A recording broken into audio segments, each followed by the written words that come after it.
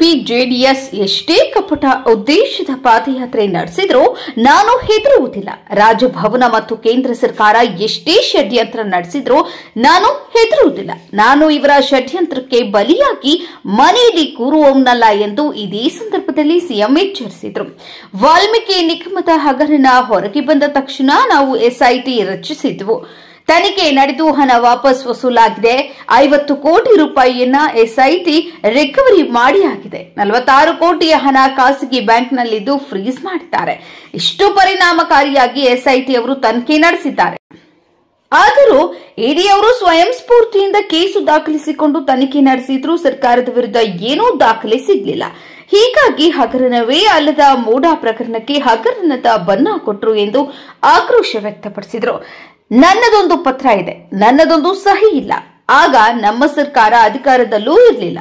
ಆದರೂ ಹಗರಣ ಎಂದು ಬೊಬ್ಬೆ ಹಾಕುತ್ತಾ ಸುಳ್ಳು ಆರೋಪ ಹೊರಿಸುತ್ತಿದ್ದಾರೆ. ಇದಕ್ಕೆ ನೀವ್ಯಾರೂ ಸೊಪ್ಪು ಹಾಕಬೇಡಿ, ನಂಬಬೇಡಿ ಎಂದು ಕರೆ ನೀಡಿದರು. ಯಡಿಯೂರಪ್ಪ ಅವರು ಈ ವಯಸ್ಸಿನಲ್ಲಿ ಲೈಂಗಿಕ ದೌರ್ಜನ್ಯ ನಡೆಸಿ ಪೋಕ್ಸೋ ಕೇಸ್ನಲ್ಲಿ ಇದ್ದಾರೆ. ನಾಚಿಕೆ ಆಗಲ್ವಾ? ಬಿಜೆಪಿ ಜೆಡಿಎಸ್ ಅಧಿಕಾರದಲ್ಲಿ ಇದ್ದಾಗ ನಡೆಸಿದ್ದು ಎರಡ ಹಗರಣಗಳು. ಸುಪ್ರೀಂ ಕೋರ್ಟ್ನಲ್ಲಿ ತಮ್ಮ ಹಗರಣಗಳಿಗೆ ತಡೆಯಾಜ್ಞೆ ತಂದಿದ್ದಾರೆ. ಇವರು ನನ್ನ ರಾಜೀನಾಮೆ ಕೇಳ್ತಿದ್ದಾರೆ. ಇವರಿಗೆ ನಾಚಿಕೆ ಆಗಲ್ವಾ ಎಂದ್ರು. ಯಡಿಯೂರಪ್ಪ ಅವರು ಚೆಕ್ನಲ್ಲಿ ಲಂಚ ಪಡೆದು ಜೈಲಿಗೆ ಹೋದ್ರು. ಆರ್ ಅಶೋಕ್, ವಿಜಯೇಂದ್ರ ಇವರೆಲ್ಲರೂ ಜೈಲಿಗೆ ಹೋಗಬೇಕಾದವರು. ಇವರಿಗೆ ನನ್ನ ಬಗ್ಗೆ ಮಾತನಾಡುವ ಯಾವ ಯೋಗ್ಯತೆ ಇದೆ ಎಂದು ಪ್ರಶ್ನಿಸಿದ್ರು. 15 ಬಜೆಟ್ ಮಂಡಿಸಿದವನು ನಾನು. ನನಗೆ ಹಣದ ಮೋಹ ಇದ್ದಿದ್ರೆ ಕೋಟಿ ಮಾಡಬಹುದಿತ್ತು. ಇಷ್ಟು ದಿನವಾದರೂ ನನಗೆ ಮೈಸೂರಿನಲ್ಲಿ ಮನೆ ಇಲ್ಲ. ಈಗ ಕಟ್ಟಿಸ್ತಿದ್ದೇನೆ. ಹಿಂದಿದ್ದ ಮನೆ ಸಾಲ ತೆಗೆದುಕೊಂಡು ಕಟ್ಟಿಸಿದ್ದೆ. ಸಾಲ ತೀರಿಸಲಾಗದೆ ಆ ಮನೆ ಮಾರಿಬಿಟ್ಟೆ ಎಂದು ಮಾತನಾಡಿದರು. ನೀವೆಲ್ಲರೂ ಕೂಡ ಬೆಳಿಗ್ಗೆಯಿಂದಲೇ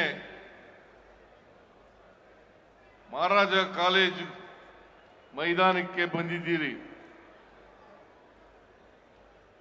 ಲಕ್ಷಾಂತರ ಜನ ಸೇರಿದ್ದೀರಿ. ಇಲ್ಲಿ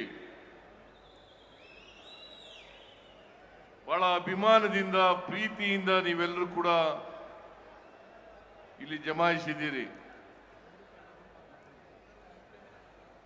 ನೀವೆಲ್ಲರೂ ಕೂಡ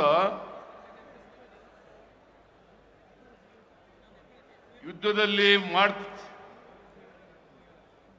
ಯುದ್ಧ ಮಾಡ್ತಕ್ಕಂಥ ಸೈನಿಕರಿದ್ದಂತೆ ಯೋಧರು ಅಂತಕ್ಕಂಥ ಮಾತುಗಳನ್ನು ನಿಮಗೆ ಹೇಳಲಿಕ್ಕೆ ಬಯಸ್ತಾ ಇದ್ದೀನಿ.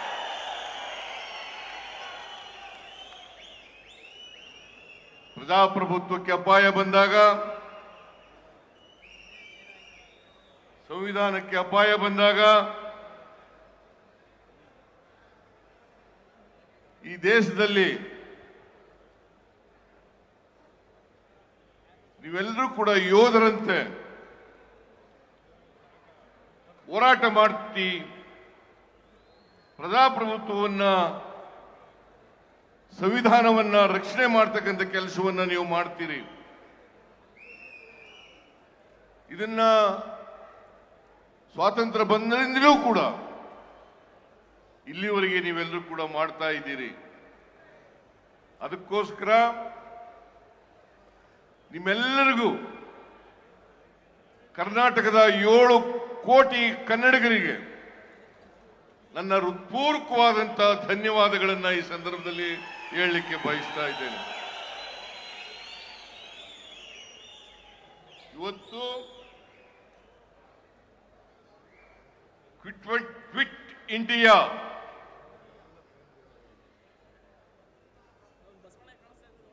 ಚಳವಳಿಯ ದಿನ. ಮಹಾತ್ಮ ಗಾಂಧೀಜಿಯವರು 1942 ಆಗಸ್ಟ್ 9ನೇ ತಾರೀಕು ಈ ದೇಶದ ಎಲ್ಲ ಜನರಿಗೆ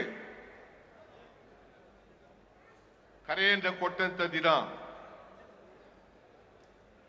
ಬ್ರಿಟಿಷ್ನವರಿಗೆ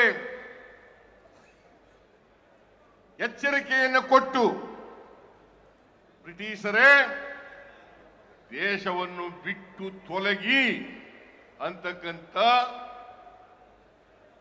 ಕಹಳೆಯನ್ನ ಊದಂತ ದಿನ ಅಂತಕ್ಕಂಥದನ್ನ ಇವತ್ತು ನಾವು ಮರೀಲಿಕ್ಕೆ ಸಾಧ್ಯ ಇಲ್ಲ. ಮಹಾತ್ಮ ಗಾಂಧೀಜಿಯವರ ನೇತೃತ್ವದಲ್ಲಿ ಈ ಈ ದೇಶದಲ್ಲಿ ಸ್ವಾತಂತ್ರ್ಯ ಹೋರಾಟ ಮಾಡಿ ಎಲ್ಲ ಸ್ವಾತಂತ್ರ್ಯ ಯೋಧರು ಕೂಡ ತ್ಯಾಗ ಬಲಿದಾನಗಳನ್ನು ಮಾಡಿ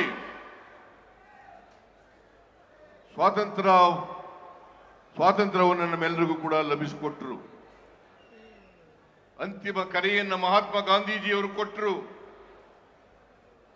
ಬ್ರಿಟಿಷರೇ ಭಾರತವನ್ನು ಬಿಟ್ಟು ತೊಲಗಿ. ಆ ದಿನ ಇವತ್ತು ಸಮಾವೇಶ ಮಾಡಬೇಕಾದಂತ ಅನಿವಾರ್ಯತೆ ಇದೆ. ನಾನು ಈ ಸಂದರ್ಭದಲ್ಲಿ ಈ ನಾಡಿನ ಎಲ್ಲ ಜನರಿಗೆ, ದೇಶದ ಎಲ್ಲ ಜನರಿಗೆ ಕ್ವಿಟ್ ಇಂಡಿಯಾ ದಿನದ ಶುಭಾಶಯವನ್ನ ಎಲ್ರಿಗೂ ಕೂಡ ಕೋರ್ಲಿಕ್ಕೆ ಬಯಸ್ತಾ ಇದ್ದೇನೆ.